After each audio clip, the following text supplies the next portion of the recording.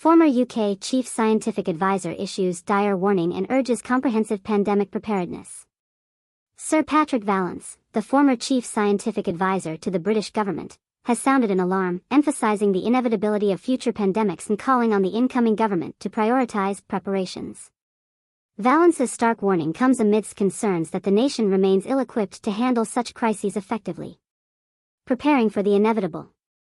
Speaking at the Hay Festival in Wales, Vallance underscored the urgent need for proactive measures to mitigate the impact of future pandemics.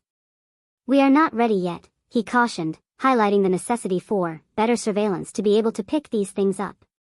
Vallance's advice echoes his recommendations to G7 leaders in 2021, advocating for enhanced international collaboration and coordination in developing rapid diagnostics, vaccines, and treatments. These measures, he believes, are feasible but require concerted efforts. Lessons from the past and imperative for the future. Vallance expressed concern that the lessons learned during the COVID-19 pandemic have already begun to fade. "You can't forget about it," he implored, urging governments to approach pandemic preparedness with the same level of importance accorded to maintaining armed forces. "We know we have to have an army, not because there's going to be a war this year, but we know it's an important part of what we need as a nation," he said. "We need to treat this preparedness in the same way and not to view it as an easy thing to keep cutting back when there's no sign of a pandemic, because there won't be a sign of a pandemic." International cooperation and the Pandemic Accord. Vallance commended the World Health Organization's push for a pandemic accord, highlighting it as a step in the right direction. However, he expressed skepticism about the level of commitment being accorded to pandemic preparedness at global forums.